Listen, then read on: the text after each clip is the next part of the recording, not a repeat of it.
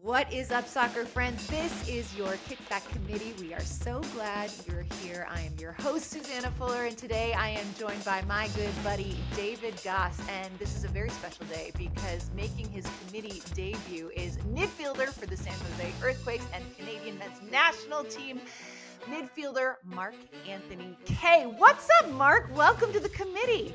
Thank you, Suze. I appreciate it. It's been a long time waiting, and I'm excited to. Is that a dig at management? No. He's like, seriously, TikTok. Okay, so Mark, you are now on the other side of the microphone, right? Like, I mean, I've interviewed you a bunch of times over the years. I know Goss has as well, but now it's flipped. You're going to be the one answering or asking the questions. How do you feel about this role reversal? I feel okay about it. I think, I've always had a good way with people, and I think I'll try to be as respectful and have good questions that don't come across in the wrong way. But I think just having people like you guys interview me over the years has given me insight into how to do it the right way. So I'm excited. You've picked up tips, is what you're saying. Starting with compliments. I definitely have. What not to do. Exactly.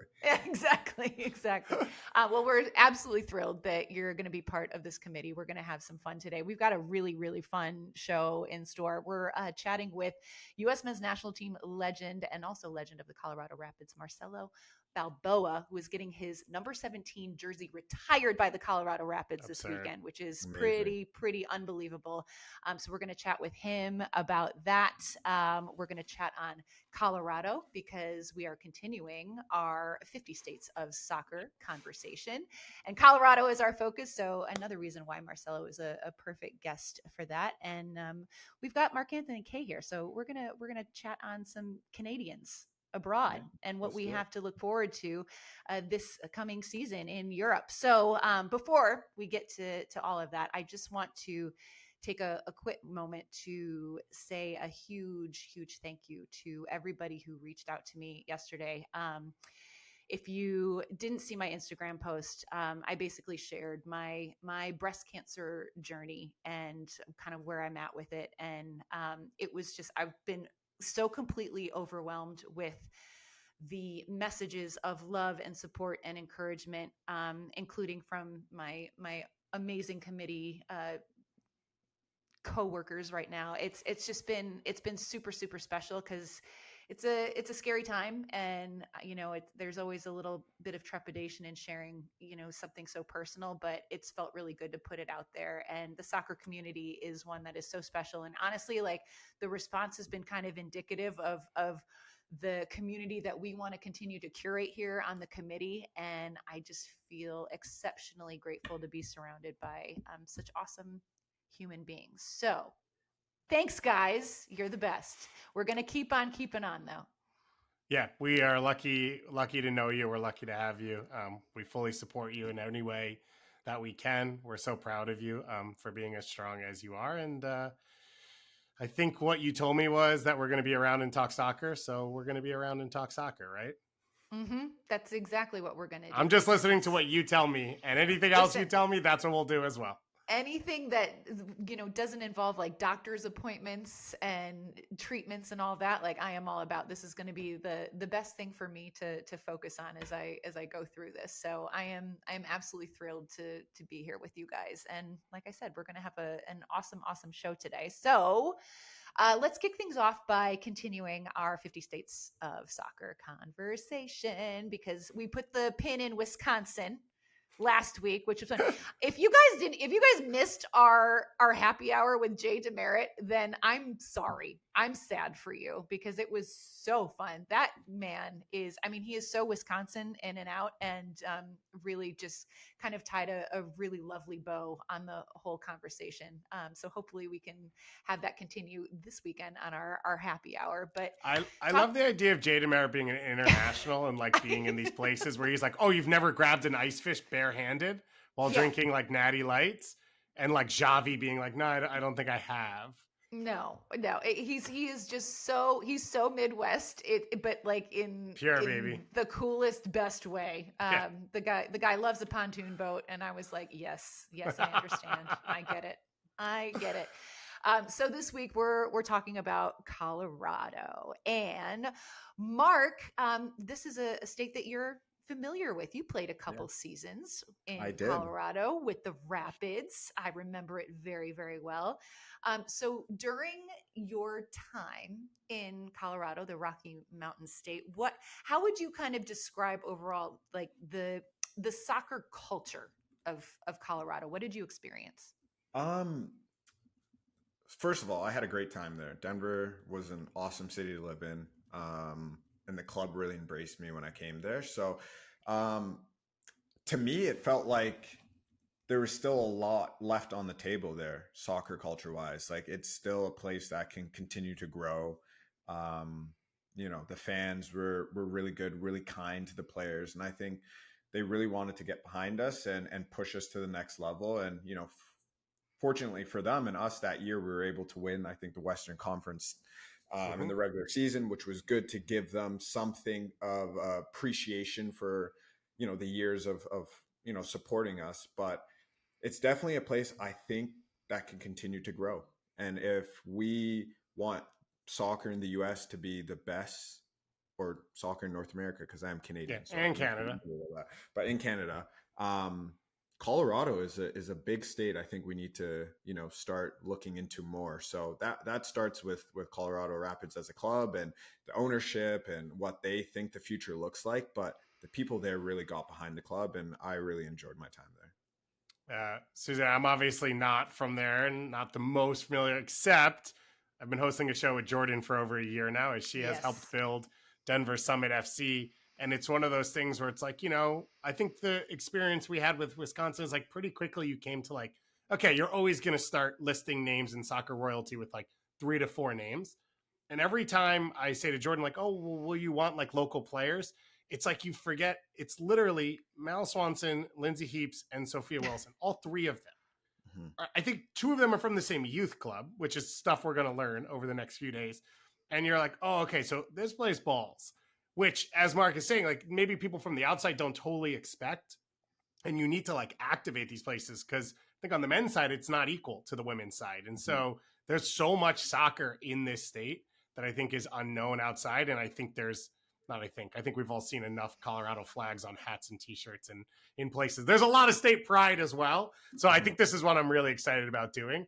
And it's the perfect week to do it. It's a great flag, though, to be fair. It's a great flag. Great flag. Like, Top 5. I would put sure. that on everything if I was in charge of state branding. That would be front and center.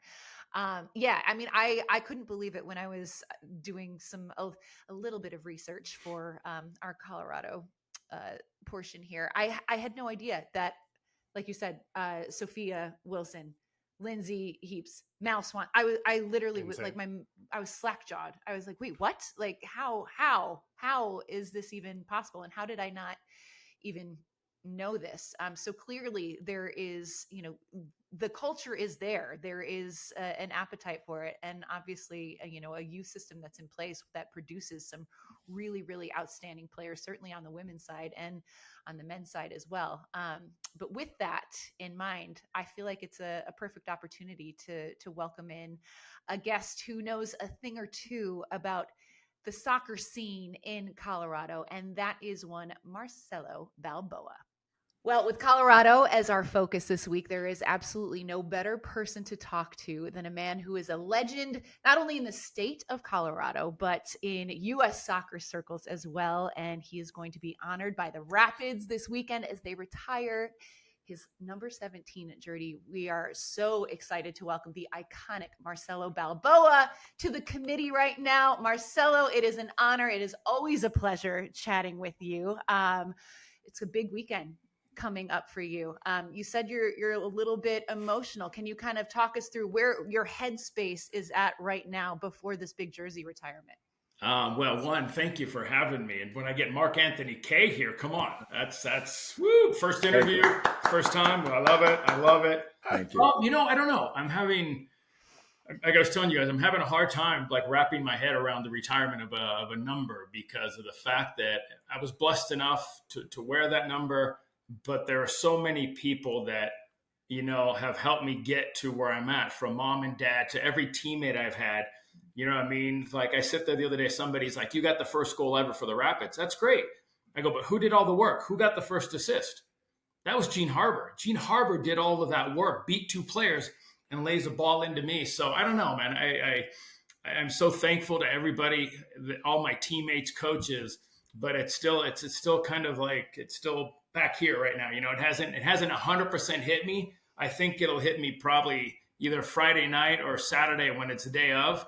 It'll mom and dad, everybody, family, you name it, everybody's in town. So I think that come Friday, Saturday, you'll probably get an emotional Marcelo. It's not common, though, in soccer, right? Like, we know it as American sports, but not soccer, where you retired the jersey. We know Ring of Honor. Like, is that part of why it's been hard for you? And what was your reaction when you were first told, like, we're not putting you in a Ring of Honor, we're retiring number 17? Well, I picked a prime number for that reason. So I pick a prime number like a 10 or a 9, they're not retiring it. So I picked 17. You know what I mean? It's a high number. It's kind of one of those, who wears it? You know what I mean? So no, yeah, you know what? I think that it's, like I said, it's just still, jersey retirement for me is not very much, it's not heard of in our circles. You know what I mean? The Ring of Honor and stuff like that, I get. But when you retire somebody's number, that means they've gone up and beyond the call of duty. And we don't play an individual game. We play a team sport. So I think that's where I'm having a hard time, because I couldn't have done what I've done. I mean, listen, I crush people. I tackle people. That's mine. I'll take responsibility for that. No problem. But you know what I mean? When you win championships, you go to a World Cup, you had so many teammates that have helped you get into that position that, like I said, it's a team sport, but it's an individual honor that's still kind of, like I said, I think Friday, it'll probably hit me even more. Yeah, I think it's pretty cool, to be honest. Growing up watching the MLS, I don't think there's many clubs, I think, that have retired numbers, right? And for me to be able to even be a part of Colorado Rapids history and then be on this call with you today, honoring you, it's amazing. And I would just want to say, thank you for everything you've done. You've obviously helped the sport grow, not just within Colorado, but also the US. So you deserve all the credit you're getting today. So yeah, it's awesome. Yeah, I appreciate that, Mark. It means a lot coming from an ex-player, Colorado player. I think when we started this journey, we all left our prospective teams, be it in Mexico, Germany, Italy, England, because we wanted this dream that we had of starting our own league, especially after the World Cup. So we all made a lot of sacrifices. And I think the one thing we wanted to make sure is when we left the game, that we left a solid foundation. And that's it, because we know every generation, your generation, the next generation, everybody's got to do their part. But the important thing was, I think, and the people that have sacrificed, you look at guys, Gene Harbor was making good money doing something else, and he decided to leave that to come play in MLS to help this sport grow. That says a lot of what kind of character we had and players that have just left. Listen, did we have to leave foreign countries? Did Valderrama have to leave? Echeverri, Cienfuegos. You can go down to Jorge Campos. You can keep going down the list. So I'm just so happy. My heart just beats like a happy little drum when I sit here 30 years later and I see what's going on the field. 30 years, 30 teams, creating jobs, creating opportunities for young men to live their dream like we're living, and you got to live and you're living now. So, like I said, for me, it's always about the team, and it's always just trying to stay positive with what we're doing and how we're growing the sport. And we'll have up and downs. That's life. Mm-hmm. But if we stay positive, we'll get to where we need to get. Well, Marcelo, it's going to be a really special ceremony and weekend for you. And you said you're probably going to see an emotional Marcelo here, and there are going to be so many people that are there simply to honor you for all the incredible work that you've done on and off the pitch for the Colorado Rapids, for soccer in this country in general. So when you think about some of the people and the faces that you're going to see this weekend when they're honoring you and retiring your number 17 jersey, who are some of the faces that you think will maybe really elicit that emotion from you because you've had such a special connection with them through the years? That's a good question. I think right off the bat, it's mom and dad and my brother. I wouldn't be where I'm at if it wasn't for them, especially my dad pushing me, kicking me off his team at times because I got a little arrogant and cocky. To my brother, always protected me on the field because I always played a year and a half. I played almost 2 years up with my brother. When you look at those kind of things, Martha Clavijo will be here, Fernando Clavijo's wife, who passed away, Fernando, from cancer, who was, God, like my second father. I wouldn't have played in the World Cup in '94. It wasn't for him because after tearing the ACL, I went through a horrible, I would just say depression. We'll just say it because of the fact that I didn't think I'd played in the World Cup. I didn't think at that time it takes 12 months to come back. And I remember Fernando about 2 weeks after me just not being able to do anything, knocking on my door and basically telling me, let's go, get the F up, we're out. And he grabbed me out of bed, took me to training. And from that day on, he's like, I'm not going to the World Cup without you. So get your ass going. So he mentally pulled me out of a huge funk. And unfortunately, he won't be there. See, emotional. See, that's what you wanted. But Rudy Rudowski, guys who helped me get back was huge. And some can make it, some won't. But the idea of having Martha there is big for me. And a lot of my friends, my kids, I don't know how much they remember of when I played. I don't think they remembered me crushing or hitting tackles. I remember I tried to explain to them what Paul Gardner wrote one day about me being Rambo of soccer. And and then I was going to self-destruct because when I tackled, I didn't care about anybody but myself, I guess he was trying to imply. And I'm okay. Listen, my dad always said, getting there is not easy, but you can get there. It's staying there that's the hard part. So we made sure that when we were on the 90 and 94, 98 World Cup team, if you came into camp, you were going to have to earn that spot. We're not giving you anything. We don't care who you were. I remember Lassiter coming in, and we lit Lassiter up like there was no tomorrow. You want to make this boys club, you got to prove that you belong here. So, there's a lot of, like I said, there's just a lot of people that I look forward to seeing this weekend. Are you going to start calling people now as they sign with the Rapids then and be like, by the way, you can't wear number 17, right? I'm waiting for the offers to come in. Who's going to offer me the most money for the 17? Right? That's how it is Cars, nowadays. watches, right? No, like I said, it's weird to think nobody will wear it again. You know what I mean? I think that's the interesting part is you'll never see that number there. So I don't know. Like I said, it's been a great ride, man. I've had a great life. I've had a lot of great experience, met a lot of cool people, and you live it to the fullest and you enjoy it while you can. I'm still enjoying life now, even as a off the field academy coach, TV for Apple. Life's too short not to enjoy.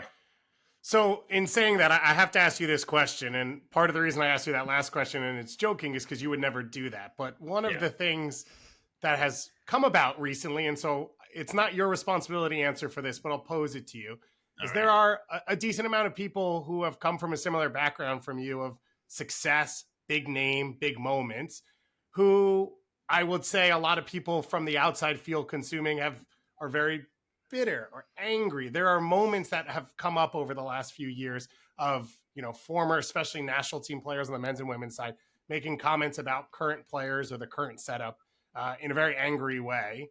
Yeah. You have never been that. Like, it is always a pleasure to talk to you, and people really enjoy listening to what you have to say. What is it that you think has happened there? And sort of, have you had conversations with anyone who's been in those spots asking sort of from your own point of view? You know what? I got to be honest. Here's my philosophy: is I don't need to blow out your candle to make my candle look brighter. Okay, and I think that it's very easy to beat up and be negative in life. It's very easy to beat up the U.S. national team now, but 3 years ago when we were winning everything, everybody was quiet. So we go through a bad moment. So we jump on our players, and we want these players to get out of the group. We want these players to succeed. We want them to represent our country. But then we proceed to beat them up. And you know what I mean? That's never understood for me. I've got this team's back. No matter what happens, I love my team. I love my country, and I will always support it. So to hear me beat up a Pulisic, why? You know what? Pulisic needs a break. The only one that knows who needs a break is Christian Pulisic. Great. You need a break, brother? I am so happy. Go take it. Get your mind straight. Get your body straight. But when you come back in January, I need a freaking 100% effort from you from that day until the World Cup's over. That's what I need from you. And I think that's what we'll get. So why be so negative? Why beat up my own team when I don't feel that way? I don't feel that I need Here's the difference. I'm on Instagram. I don't care if I get likes or if I get clicks. Other people do. Other people get paid good money to talk crap on social media. Great. Enjoy it. I don't feel that way. I don't feel the need to beat up my own team. I love this group of kids.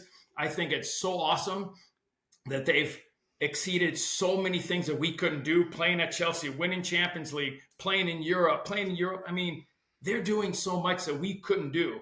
Did we help? Yes. I feel so honored and privileged to be a part of that 96 group that helped open up the door to go to Mexico and after the World Cup and do other things. But at the end of the day, this is my national team, man. I will wear that jersey. They win 3 games, I'll be there. They lose 3 games, I'll be there for them. I don't need to beat somebody up to make myself feel better. I am fired up right now. Yeah. Retire a second jersey. This is like literally no, but get him in a new number. So I want to ask Mark a question because like listening to what Marcelo just said about, that type of message and that type of mentality to deliver to national team players. You play for the Canadian men's national team. Mm-hmm. How does that make you feel when you hear a message like what Marcelo was saying? Is that something that as a player, you would ultimately respond to? No, I think we need more people like Marcelo thinking like that. Because at the end of the day, you need to be supportive of the national team players. And everyone goes through difficulties behind closed doors that you don't see in the media all the time, right? And, obviously the U.S. has done an amazing job to get to a point where, they're a powerhouse in world soccer. So, everyone's going to be talking about whether they win or they lose or they're tie.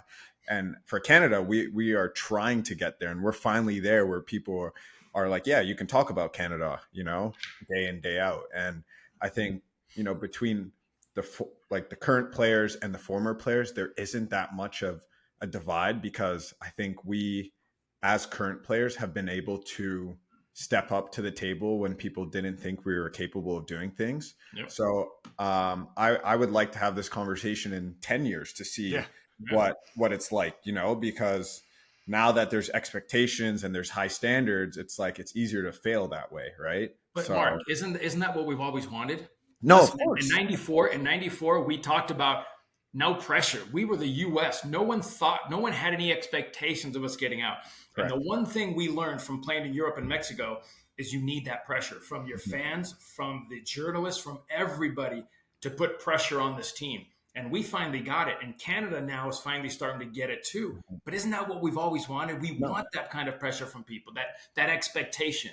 Of course. And that's what drives the level higher and higher every year. So I think there's always a learning curve, right? There's a transition period in Canada soccer right now in terms of the media talking more about guys at their clubs and what they're doing. And it sounds like it has a negative spin to it, but it's just because now people care and people want to talk more about it, right? So I think we just have to get used to it. And I think also being the neighbors of the US, we're able to see what works and what doesn't work. And hopefully, you need to have Marcelo in the locker rooms once a year giving this speech so that when guys retire, they know how to act. Right? Like we should open our eyes and see what's going on and be like, okay, we want to be like this. We want to be as big as the US or even bigger. That's the goal. But we also maybe don't want to have our former players talking like this and things like that. So it'll come. We're 20 years, I think, behind this whole media outburst, but it's part of the game. And like Marcelo said, like I think if there were more guys like him, I think it would help a lot of these current players right now in the national team just feel a little bit better about what they're trying to do. Yeah, I just look at it and say the guys that are talking now, if the U.S. gets out of the group and does something special, I told you they would do that. Yeah. Come on. Don't flip-flop. Just support your team, man. Exactly. Support your team. They're going to have good. They're going to have bad. Just support the team. You know what I mean? Yeah.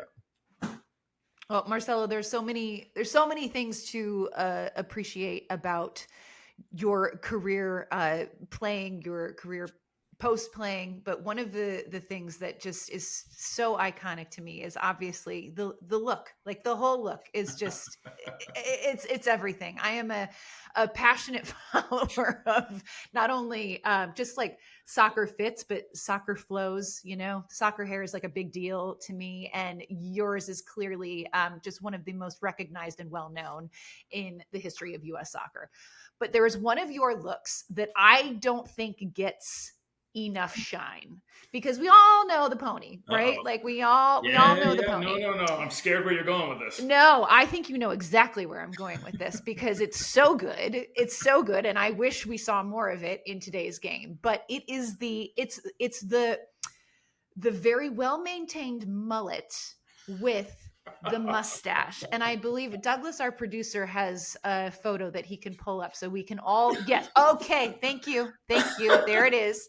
Chef's kiss. It's spectacular. It is everything that a soccer look should be, in my humble opinion. Look at this.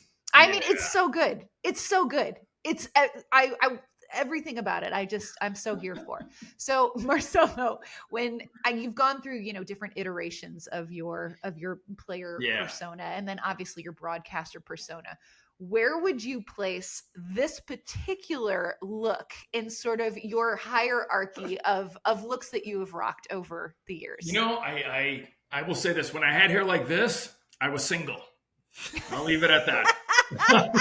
What? I don't believe it for a second. I swear to you, I didn't listen. I had a flat top. Remember what a flat top was? Okay, I had a flat top when I was in college, and women just were not really digging me. All of a sudden, I tear my ACL. Well, I tore my ACL, and I decided to let my hair grow long. I'm like, I'm not cutting my hair until I come back. So I got to a point where my hair was like right to here when I came back, and Boris says to us, he goes, if you keep playing with your hair, you will not play in a game. And I kind of looked at him. What are you talking about? He goes, all it's going to take is for you to take 1 second to do this, and you lose concentration, and something happens in a game, and we lose the game. So either cut your hair or put it in a pony, do something, but you can't have your hair like that. So that's where that look came from. I went to the barber.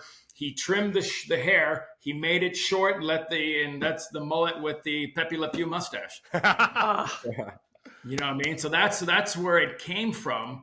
And then once I started growing my hair, my grandfather, who passed away after the World Cup, says to me, let it grow while you got it, because one day it's not going to grow anymore and you'll have to cut it. So just grow it. Just let it grow. I said, okay.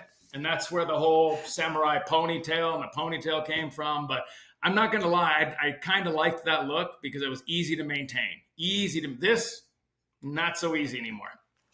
Look at this mustache with it, though. So the whole thing is strong. I get laughed at all the time. They're like, why aren't you ever smiling? Because it's freaking game day, baby. That's all there is. There's no smiling on game day. I'm sorry. There's no smiling on game day. You show one sign of weakness back then to a Valderrama or to a Esprija or someone like that, and they can take advantage of it. So there's no smiling on game day. This is the American haka. Like, this is our version of it. This is intimidation, walking on the field. Oh, well, I had a good co-partner in Lexi. He was pretty ugly, too, with me, so we made a good pair. The beard, the Ronald, the big red hair and the beard. I had the freaking mullet and the mustache, so we made an interesting duo. I think there was a time where the U.S. guys were bringing it back, like the current players. They were bringing the mullet back. I don't know what tournament it was or whatever, but I saw everyone do it. It came back for a little bit. I don't think it lasted too long. No. They were probably single. It lasted until they went back to their European clubs, and then guys were like, fix your hair. Let's talk a little bit about the league before we talk about the Rapids. You cover the league week in and week out. You played in it at its founding. So what do you see now different than it was? Like, what is your experience week in, as you were just in Austin? Like, Q2 Stadium, it's a spaceship that just came down compared to 1996, where I assume you were changing in a high school. We were changing at a rec center in a trailer.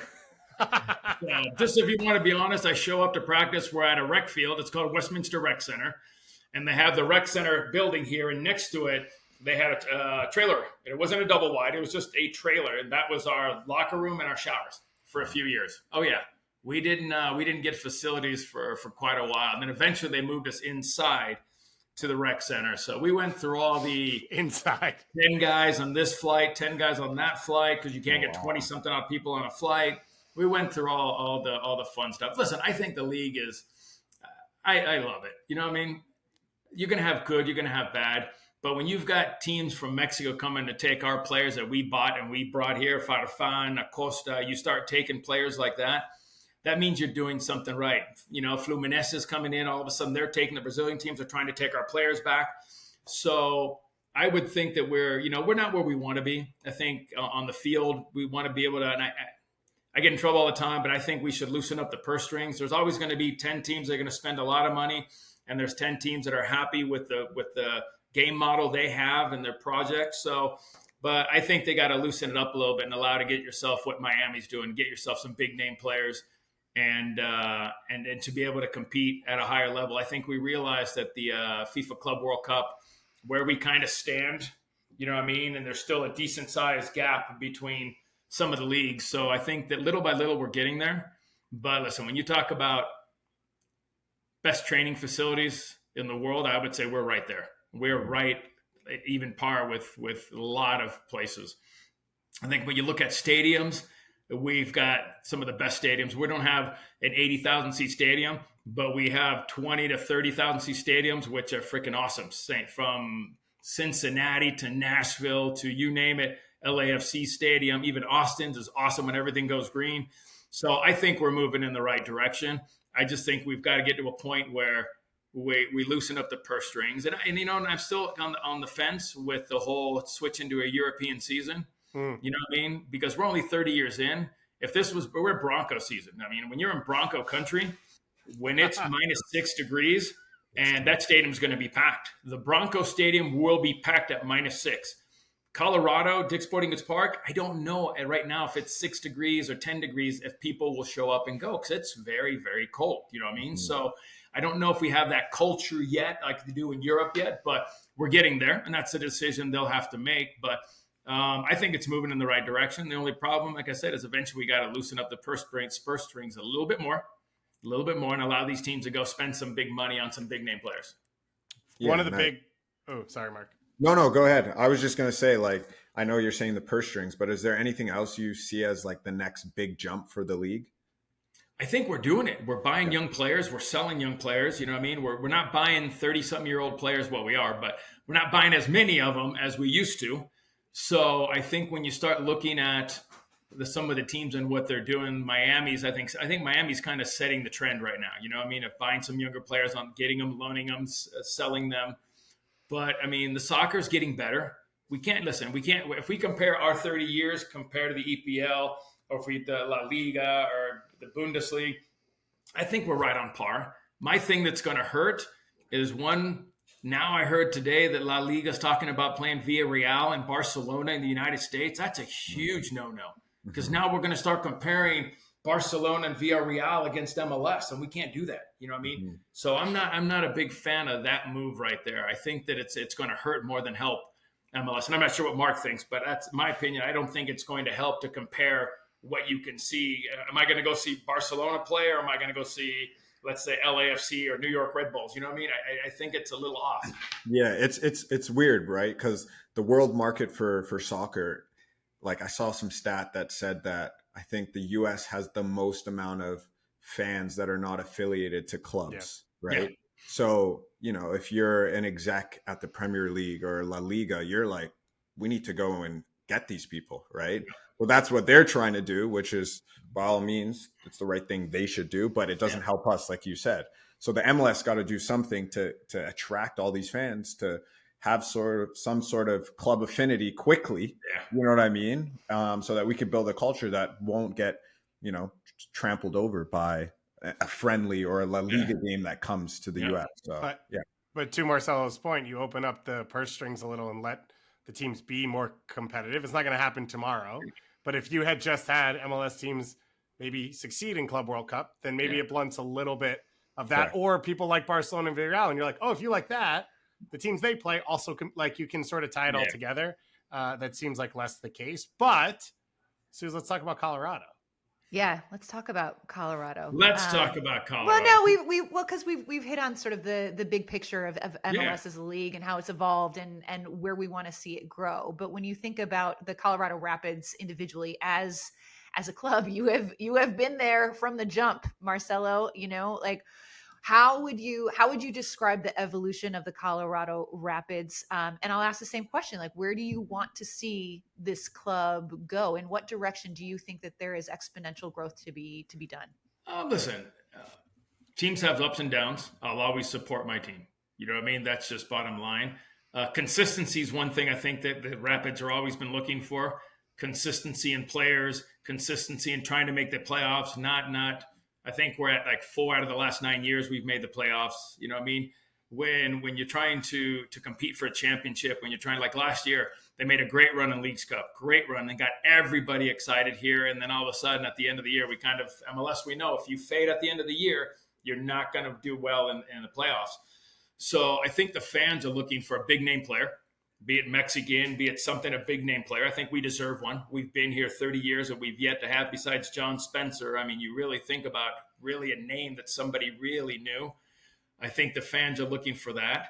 I think the fans are looking for a team that feels that they're going to fight for a championship every year.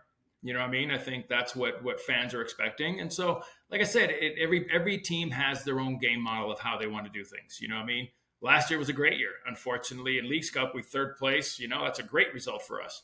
Gets us into a few tournaments. But I think overall consistency is something that the fans are really looking for here in Colorado. Mark knows it. Mark's been here. It's up and it's down. You're selling players. You're buying players. You're buying young players. I love the fact that Darren Yappy scored 2 goals. And it makes my heart so happy because I had him at 12, at 13, and 14 on my 14 team. And you could see it then that there was something special about that kid. You know what I mean? So it's just like I said, one of those things where we're moving in the right direction, but I think sometimes it's moving too slow for our fans, and they're not overly thrilled with that. You got green though. Things are getting better, right? Hey, listen, here's the deal. I'm a big fan of history of a club, and you don't change the history of the club. So we started green. So no matter what color you change, if you want to go to burgundy or we went to blue and black, you name it, we've been everywhere. Green has to be a part of the history of this club. You don't take away the first 7 or 8 years of a history of a club and start all over. I remember when they opened up the stadium, I think it was Jeff Plus said, history starts today. And I looked around going, you have got to be effing kidding me. History started in 96 because we left our places. People took a chance and came to the freaking stadium to see Chris Henderson, Roy Wegerle, freaking Sean Bartlett, who played for the South African national team.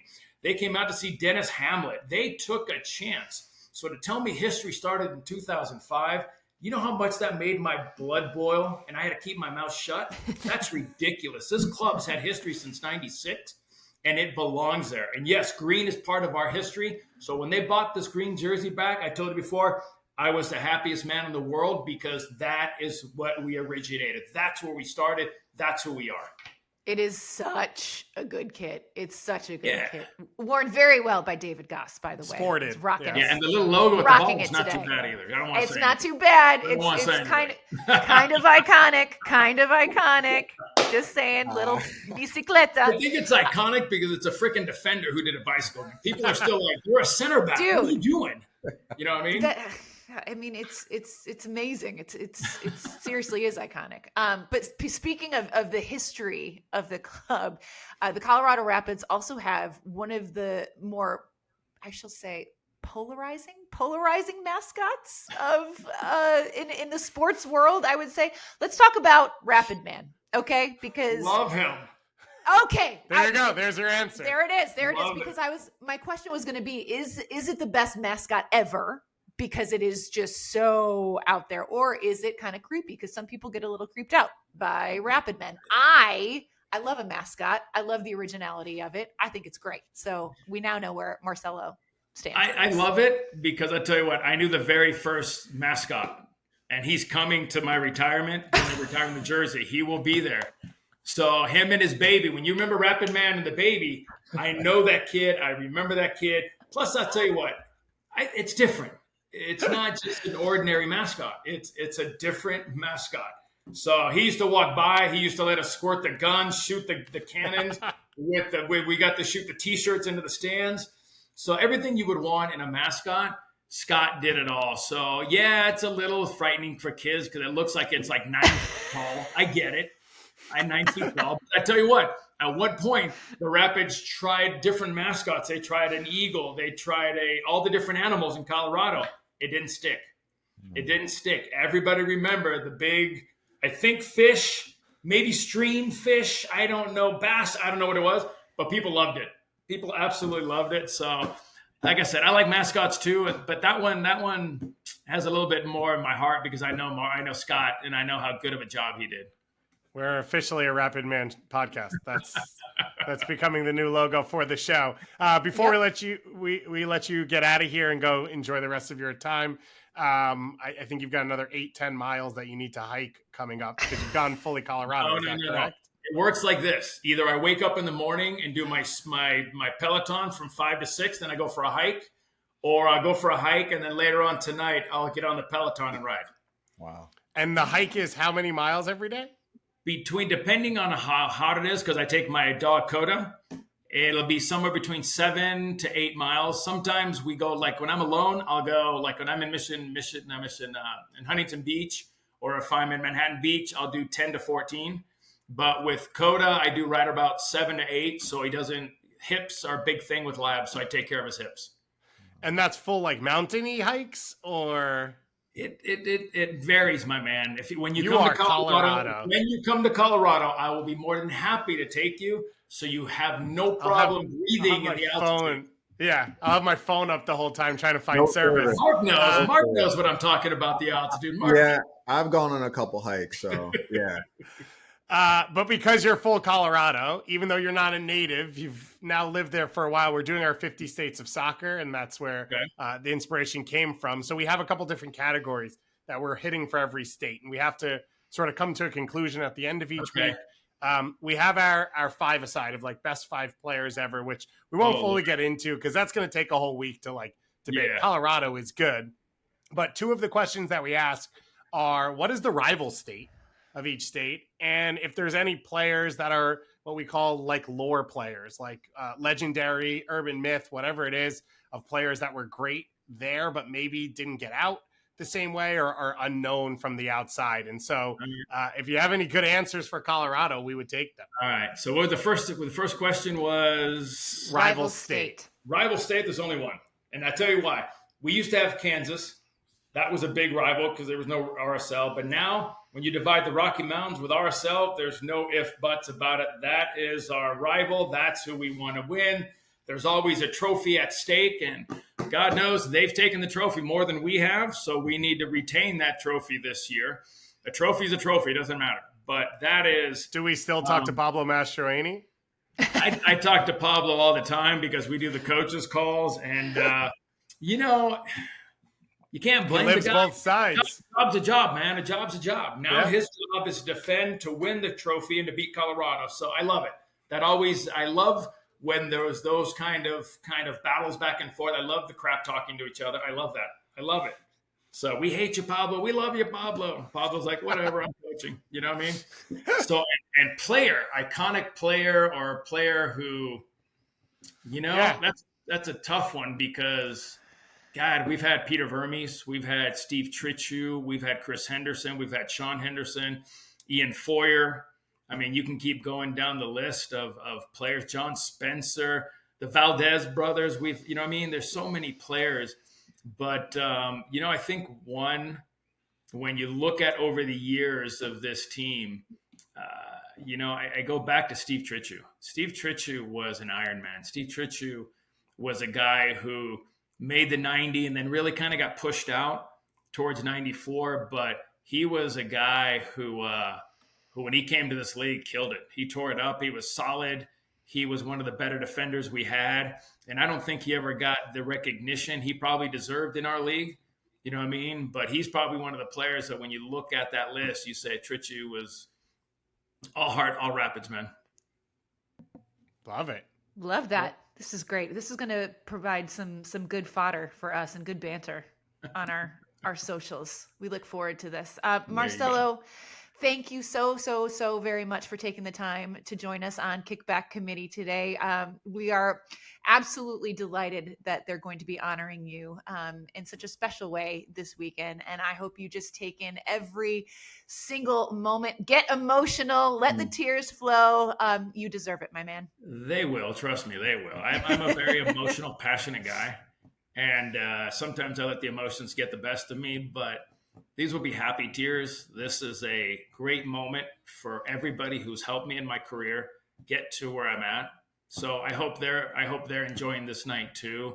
And I'll say this, huge fan of all of you guys. Mark, huge fan when you're here in Colorado. I didn't go down to the field and talk to you guys much because I wanted to give you guys your space. But I love what you guys do, and I love what you do, Mark. And I just say thank you for you guys for helping us, because we play it and you guys provide all the great commentary, the shows that keep our sport going. So from the bottom of my heart, I appreciate what you guys do. Oh, well, now I'm emotional. Jeez. Marcelo, thank you so much. What happens when you get my age? You know what I mean? You get wise. I hate that. You get wise. And my kids like, my dad, no. I used to say that. It's like, now we're wise? No. But it's okay. It's okay. Amazing. Thank you so much. Thank you guys. Thank you, Marcelo. Appreciate it. All right, guys. Well, we were able to hit on a little bit of a style conversation with Marcelo in our previous conversation, but I feel like he underplayed how iconic that look was. He For did. sure he did. He did. But also, like, I think he loved that look. Like, I think he was like, no, I'm really glad you brought that up. I think he's kind of proud of it, as he should be, because it's awesome.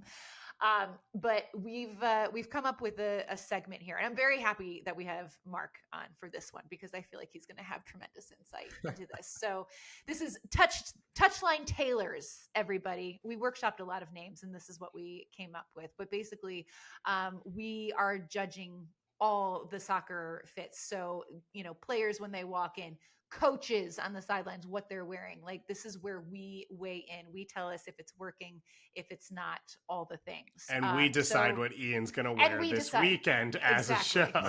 Nice. This is a big part of my life now. We spoke about it at our live show in Austin. Like, Mark, I have to pick out my husband's clothes for matches, and it's like I feel a lot of pressure because there is a lot of pressure. It's a thing. Players are looking at that. His players are looking at that. I know. Mark has now given you the ammo you need to do whatever you want. Well, it's true. Ian wore. I had gotten him in this like All Saints sweater for Christmas, and he wore it for one of his early. See, we got the reaction from Mark. And one of his players, one of his center backs, Jordan Skelton, he's from Newcastle, so he's an English guy, and he was like, okay, and like Ian was freaking out. He was so excited after the game. He was like, Jordan gave me a compliment on my sweater, and I was like, yeah.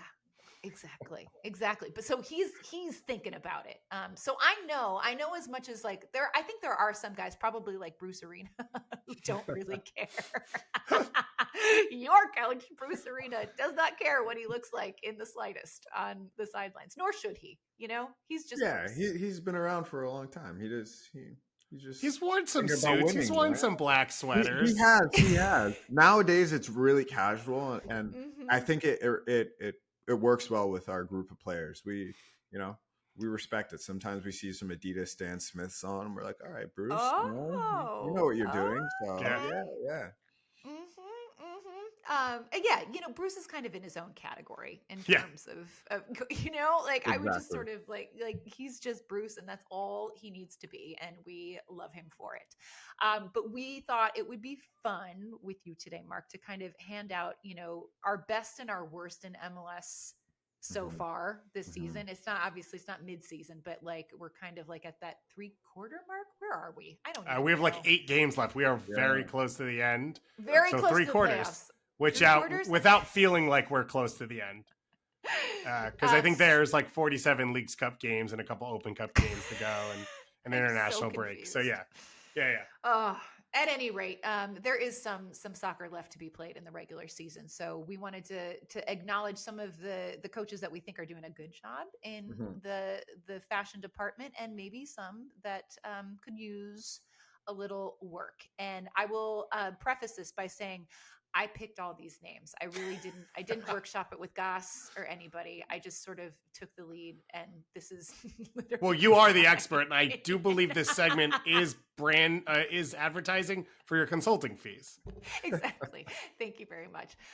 So in my best category, I'm going to start out with a guy that you have actually played for, Mark, Robin Fraser, who I think just keeps it so classy. And my thing with Robin is that he is coached primarily in very cold weather climates. Which is smart. So the jacket, the coat situation always has to be on point. And for me, he really just doesn't miss. I don't know what your thoughts were when he was in Colorado with you, but I was always a fan of his looks. No, his looks are great. Honestly, he's such it represents his character. He's such a cool, collected, smartly spoken individual. So the way he dresses is very clean. It's not too loud. It's like he means business, but he's not taking it too seriously. So I like it. I like the way Robin dresses, and I do think if you coach in cold weather markets, it's a little bit easier. Yeah.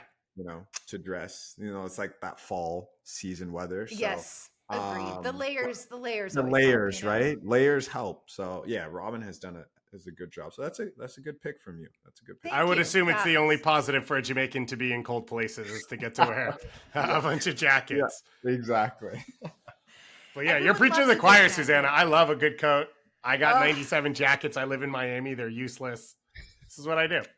I know that's when I was going to matches more, like as like doing like sidelines and stuff. That was always like the outfits were so much easier to put together when I knew what coat I was going to wear. I could build the outfit around the coat, and that made my life a whole lot easier. Okay, another guy who I think has been doing well, and there's a reason for it because it's not the obvious choice, but I'm going to say Phil Neville in Portland because he has very much leaned into the Portland aesthetic, right? Like not trying too hard at all, but also wearing all the very, very cool Portland branded t-shirts and Adidas wear. Like this Adidas shirt that he had on with the old school trefoil on it, and it's green.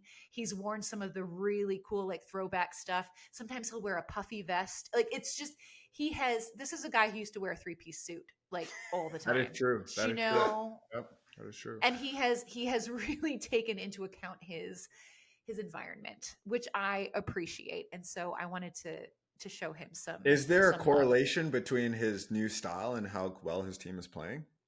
There could be. I don't know, but I like that you posed that question a lot. There could be. Yeah. There could be. It's just a very accessible look. It's like he's not trying too hard, but it's also very mindful.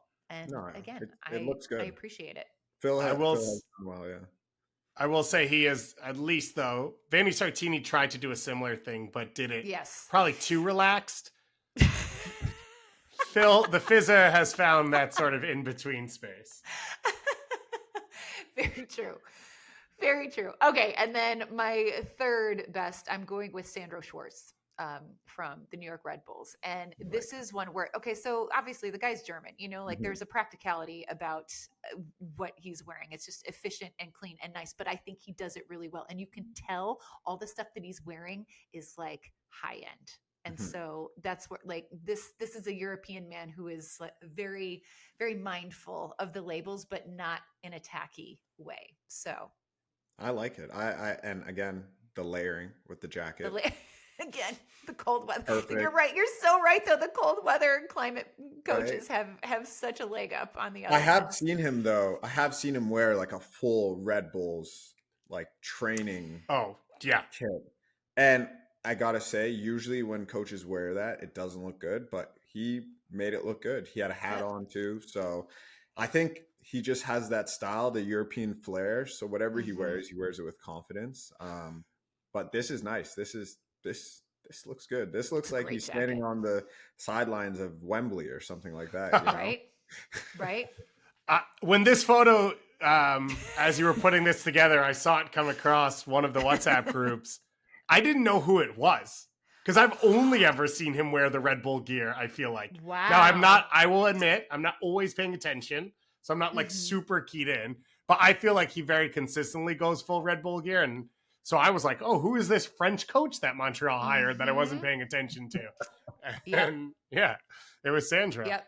He can rock it. And also I found a picture of him. I think this must have been when he was still in Europe, but he was rocking the cardigan. He was a cardi guy, which, not everyone can pull that look off.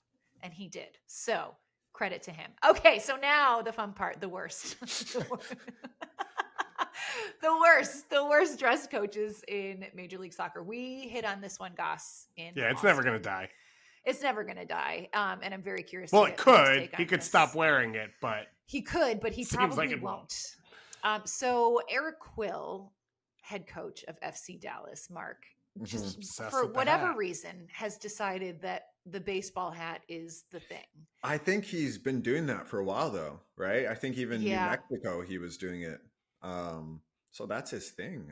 I can't support it. I think it looks really like unprofessional to me. I don't know if I'm being a complete snob. No, it's fair. I think it's, again, right? Coaches, what they wear represent their characters and their personalities. I don't know him personally, he seems like a pretty chill guy, I guess. But yeah, the hat is his go-to for some reason. He loves the hat. Yeah. Even if he has something nice on, he's still wearing the branded hat. Yeah. So it's there. I think it's mainly the size. It's a large hat. It feels like it's a custom made enlarged hat. I think that's where the reaction comes from. Everyone sees it and they're like, that looks a little different than I would have expected. It's just one of those things where I understand, sometimes it's raining and like you put a hat, that's fine. That's fine. This is literally all the time. And so this is a very conscious choice that this man has made, that this is my look. And I don't know, Mark, if you had walked in, let's say your head coach, like this is just his look. Does it make you question him a little bit? Just a smidge? I would definitely try to get to know him more. Right? So I'm not just judging him on the hat. I'm like, I need to know about this guy. Like, what's going on, right?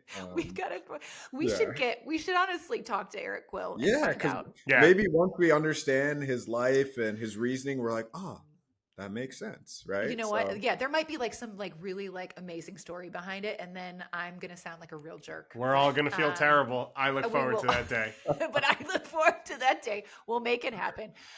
Okay, next up, and I hate this one because I really like. I was surprised by this one. So, and there's one reason in particular that BJ Callahan, head coach of Nashville SC, is on this list, and it's because he wears jeans consistently. I do not like denim on the sidelines. This sounds like we're now picking up on a long-running internal battle that is getting resurfaced publicly. For whatever reason, like I just like jeans. Like there is a place for jeans. It is just it's not for a head coach. I don't know. For some reason, is this a black jean, like a dark gray, a dark blue? This looks like a dark gray. Okay. Like a washed gray denim. I feel like you're projecting something that you are not. Like you're trying to be like a little too cool guy. And no. Yeah. I like a chino. Give me a chino. Yeah. Any day. I don't sign off on the denim. No. Yeah, but I love BJ Callahan. Denim is for the young kids nowadays. Thank you. Thank you. Mark, do you wear denim? I do. Uh-oh. Just Okay. blue though. Like usually Okay. blue. Like black denim, I don't really have Yeah. black denim anymore. So Well, I remember this was like years ago. It was when Bastian Schweinsteiger came to the Chicago Fire, and I did a feature with him. Jeans. No, Yeah. this is incredible. So he was walking in a fashion show, a charity fashion show in Chicago, and I went shopping with him as like part of this feature. It was wild, such a fun, ridiculous shoot. But I remember asking him about, kind of what he wears and his style. And he was like, I don't wear jeans. He hated denim, like refused. He was like, I will never, ever put denim on. And I was like, wow, that is. Well, he also has like tree take. trunks. I was going to say, yeah. Yeah. I don't know how His much denim would fit him. He's like calves trying to get in there. Yeah. Like, it's just not happening. I know people who buy like the stretch. raw denim and they're like, you just got to wear it in for like years. And I'm like, I Jeggings. think if your body is built certain ways, it never fits. Yeah. Yeah. And where, Yep. yeah. It's a So I would jegging assume situation. Bastian Schweinsteiger has very rarely seen a piece of denim that fits around his. Correct. Agreed. Correct. Yeah. Agreed. That is probably correct. Anyway, I just found it interesting. So yeah, BJ Callahan, I love you, man. I can't do the denim. Okay, and last on this list is Javier Mascherano. And it's not that I think he looks bad. It's just that I expected more from a guy with such soccer pedigree. I just thought and I understand he's in Miami. It's hot. We've talked about it. These coaches in hot weather climates are at a disadvantage, but He's getting shown up by Michele Giannone. Like that's exactly. how you know it's bad. Look at Michele. He looks great. Yeah. He looks great. And cool-ish, like, I mean, temperature-wise. Yeah. But I expect more from Javier Mascherano. That's I agree. I agree. I definitely agree. I think he's really relaxed though in that setting, probably, coaching all his boys and former teammates. He's like, he doesn't want to look like a suit. Yeah. He's like, guys, don't look at me like your coach. I'm your compadre, Yeah. Just call me Javi. Yeah, exactly. Oh man, we figured it out. Guys, that was fun. Thank you for indulging me in our Touchline Tailor segment. I would tell the Quill family as well as the Callahans and the Mascheranos to reach out to you. They're looking for any advice. Listen, I am very much willing to discuss this. I would, if there is a story, if there is context, I'm all here for it. This is just me making a snap judgment, which isn't always the best, but this is what our podcast is all about. So it's good for the socials. All right, moving along. Mark-Anthony Kaye. Are you ready for this one? Let's do it. Are you ready for our next segment? Because we are, can I just say in our rundown, I'm pushing topic 4, Canks Abroad. Canks Abroad. And it's all a clear name. I think it's got to be like Canucks Abroad or something. Where's the Y come in, though? How do you get it American? I know. You're right, though. Otherwise, it's Yanks Abroad. Yes, you're right. Oh, Yeah. All I think of is Kankle. I think of a Kankle. Yeah. That's what I thought. And that's what's happening. There's nothing we can do about it. Oh, God. It is the fusion of Canucks and Yanks Abroad. Yep.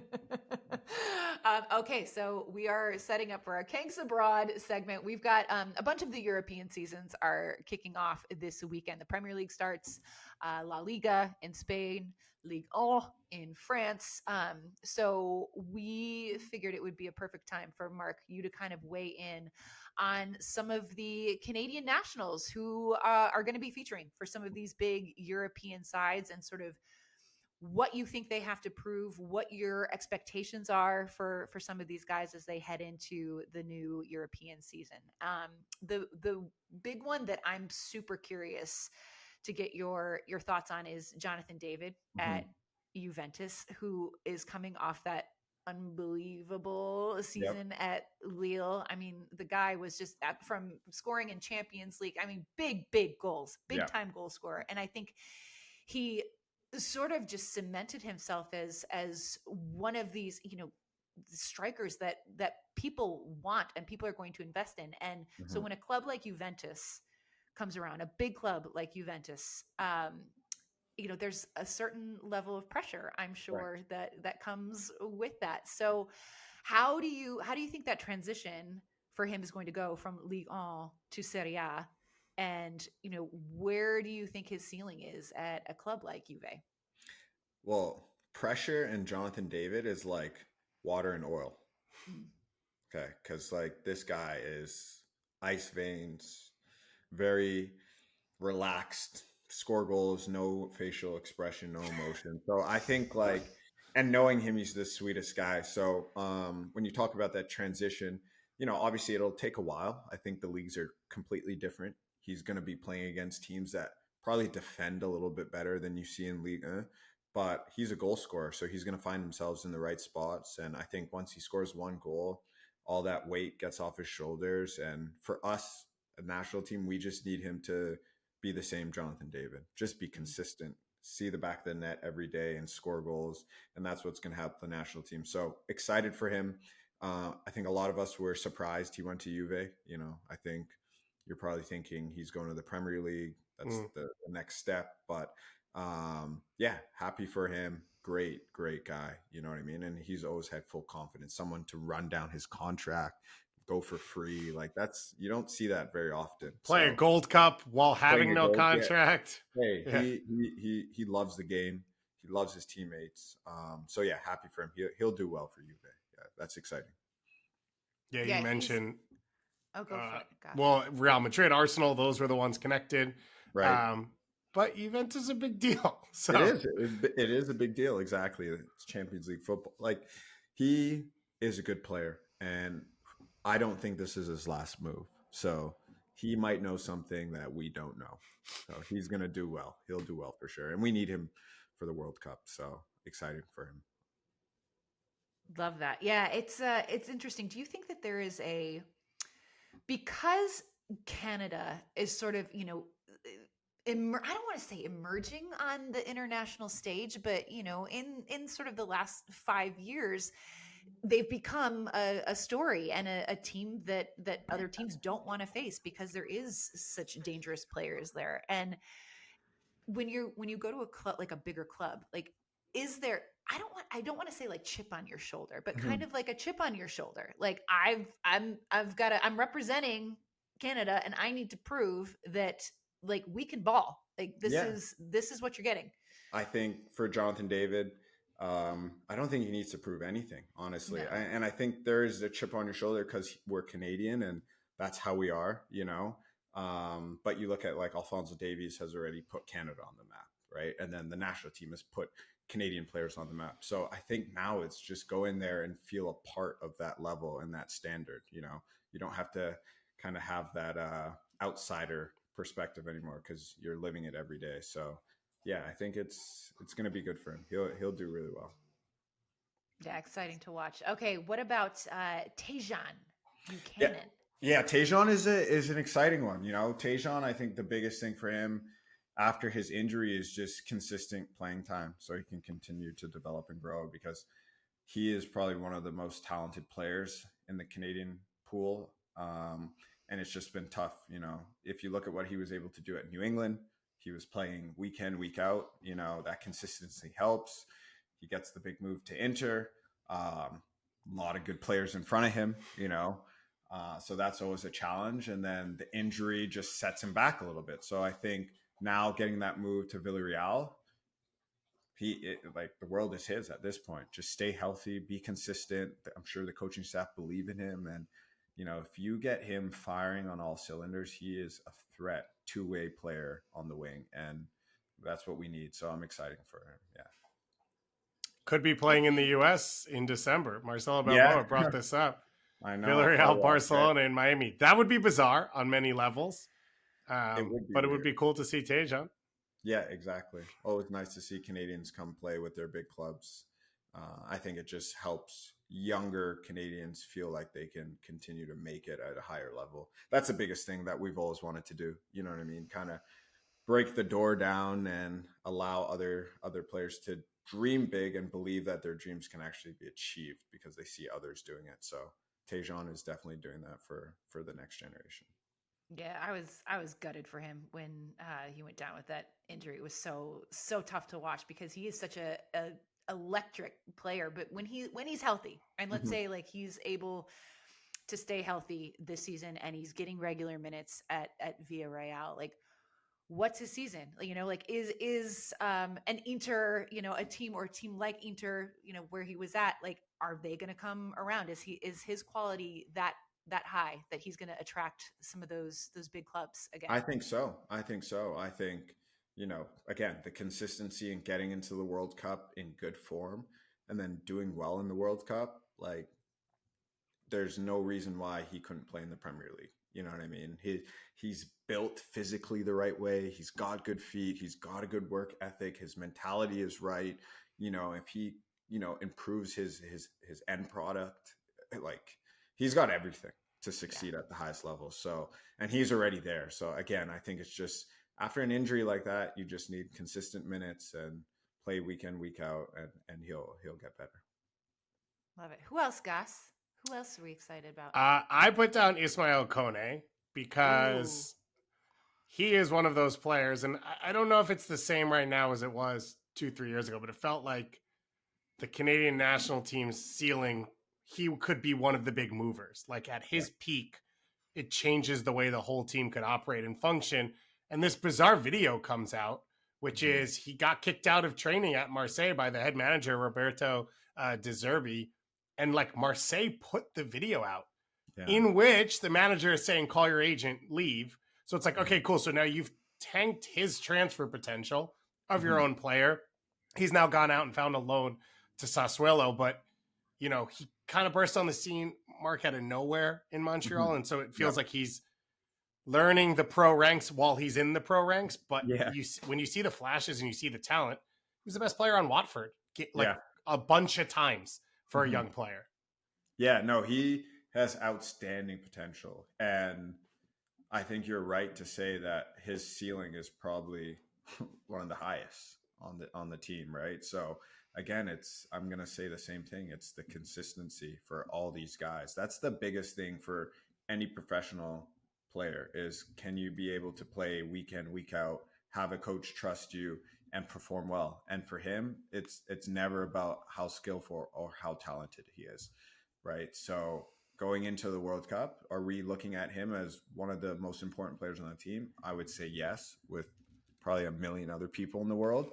So now it's like, can he perform week in, week out and get those minutes under his belt so that when the World Cup comes, he's ready to go, right? So we've already seen he scored crazy goal against Marseille on loan. Yeah. Like, you know what I mean? Like that, you got to have an intense mentality to be able to do that, you know, and celebrate. So I love him. You know, we had a very good relationship when we were together on the national team. He's a fighter. He's a dog. And again, it's unfair what has happened to him at Marseille. And I think the best thing for him to do is just learn from this, you know, and continue to improve because there's so many people that are behind him and supporting him. So he's not alone in this. And this move will be good for him. I think maybe less pressure a little bit with this club in terms of it being Marseille is a big club, you know, and I think he can play for a bigger club than Marseille. But I think right now this is probably a good place to be for him. Yeah. Yeah, lots of intrigue with our Canks Abroad, but let's transition to some Yanks Abroad. We're gonna make it happen. We're making Canks happen. Yeah, it's live. It's already set in. That's it. It's set in stone. It's done. Canks. I'm here for it. All right, so just a little bit further down south. In the United States, we're going to chat some Yanks Abroad because there was a big weekend for a few of our guys. We saw Josh Sargent score a goal. Serginho Dest put one away. And Chris Richards, guys, wins more hardware with Crystal Loves Palace. Wembley. Loves a trip to Wembley. Loves Wembley. Crystal Palace took down Liverpool in that Community Shield, in pens, wah. But obviously super happy for a guy like Chris Richards. It's great to see. And I think for me, and I don't know how you feel, Gus, but he is becoming my my favorite Yeah. U.S. men's national team player. Like certainly like most dependable, I guess, for me. I think he came out of this summer as like a reliable piece on and off the field. I think a lot of people are looking for like leadership and connection with the U.S. men's national team player pool. And you talk about what we talked about, like with Jonathan David, of like coming no contract, wearing the captain's armband, throwing himself out there. I think people feel that from Chris Richards. Yeah. And it's at a position of need. It's at a position of leadership naturally, right? Innately being a center back. And he has been consistent now, club and country over a year plus, which has been rare in this player pool. So I think that's totally fair. I feel it as well. The mustache doesn't hurt. He's got a good look. He's got the whole vibe going. And now you win an FA Cup. You're going to play in European competition, all that type of stuff. I think I think he is the big winner right now of 2025. And I think there's a pretty good chance he'll be one of the faces of 26. I think so too. And I think like Mark playing in these big games, and I know Community Shield, like you can argue is a glorified friend. But against Liverpool, that's a big club. Liverpool, yes, it is. And it's a trophy. At the end of the day, a trophy is a trophy. And so what can you say about the experience of playing in those, those sort of like one-off games where you have to find a way to win in order to lift the hardware? It's challenging, you know what I mean? And as a player, you want to be in as many as possible in your career.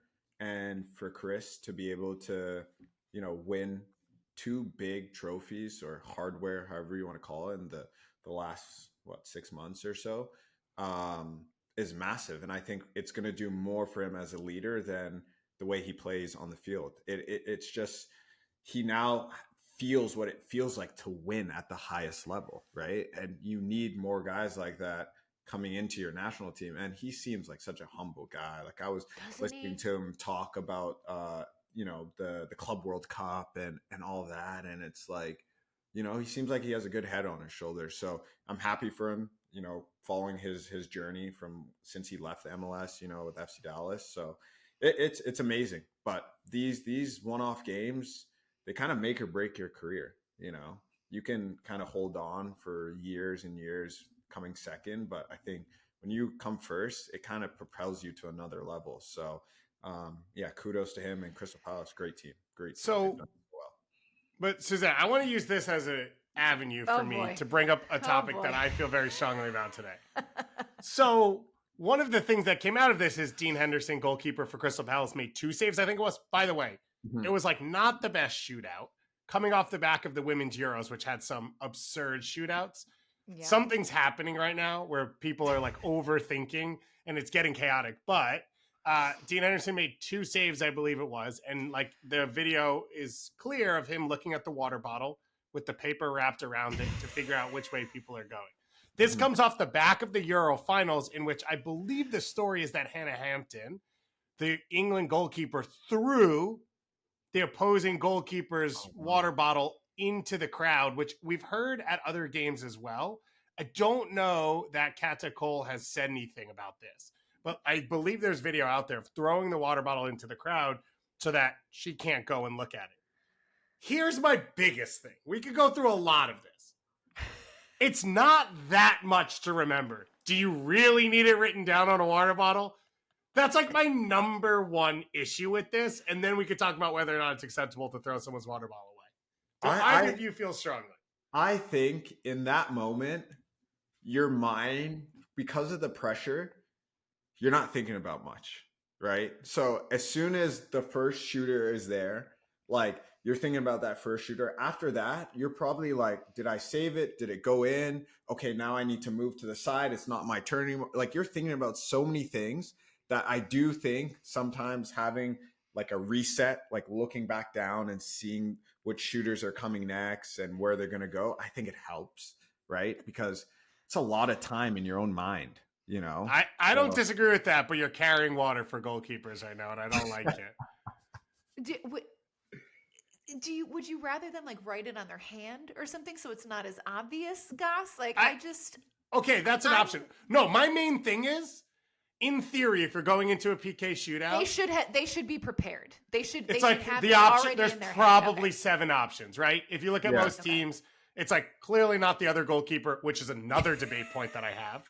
I don't understand why goalkeepers don't take more PKs because they practice them 100 times a day, but that's its own thing. So like, yeah, my point is, if NFL players can remember 77 plays with 15 installs and they've check got it that, on their only the wristband quarterback thing. has that. But Okay, yes, that's that fair. is fair. So I don't know. It just feels like you're a professional. There's some space in there, but I'm being told no. Be prepared. Goss wants you to be prepared. If you are a goalkeeper, no cheating. You're watching tape the days before. If you You're ain't looking ready, at data. If you ain't ready for Memorization. this PK Yep. shootout, get out of here. Goss I'm wants sorry. nothing to do with I'm you. sorry. Let me ask you this. Did Andre Blake not know that Gareth Bale and Kellen Acosta would take PK? Like, you go into these games, you know who you're planning for. It's not like you're playing a final, maybe Leagues Cup, fine, where you made up a competition and there's 87 shootouts and whatever. MLS X Pro, I'm never going to touch that because that's its own problem that I'm not going to deal with in this situation. But like, you're going to a Community Shield, you're watching tape, you're going into a Euros final. Mm-hmm. Yeah, I feel like you can remember 5 to 7 players, which direction. And then once you get past that, you can't have someone be like, hey, by the way, go left. It just feels like you could do that. Yeah. Goss, have you ever gotten stage fright? Yeah, all the time. I feel terrible. I feel terrible right now. I'm going to go throw up Like, after this. So, no, I get it. What Mark was saying, I get. It's a chance to like center yourself and look at something. I'm like terrible what if with your mind directions. just goes blank? Yeah. No, I look at my phone to be like, when am I making a left 15 times, even though I know it said 0.2 miles. So, yeah, I get all that, but there's also a reason I don't play in the Community Shield. I appreciate your take because it's very interesting and fun.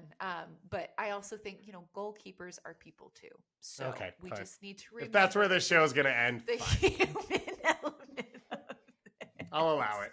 I sympathize, but I do see your point. Guys, that was fun. What a really, really awesome episode we put together today. Mark, how do you feel after your first committee episode? Did we scare you? I feel good. No, I feel like we could keep going, but I know, there's probably a cutoff to how long people will listen. But yeah, just And the Doberman's got to go out. And the dogs, you got to take the dogs out. The dogs. I'm sorry if it scared anyone. That's a lot. So yeah. No, But it's been good. It was great. Good. We are so excited to have you as part of the committee fam, and we look forward to having you on many more of these wild episodes. But guys, don't forget to join us for our happy hour, our kickback happy hour on Thursday for more antics. Our last one, again, was so much fun. So that's going to be at 5:30 p.m. Eastern on our Kickback YouTube channel. Come hang with us, pour a drink, have some banter. It's going to be a good time. But for now, that's it for us. I'm Susannah Fuller for David Goss and Mark-Anthony Kaye. Thanks for hanging with the Kickback Committee. We will see you next time.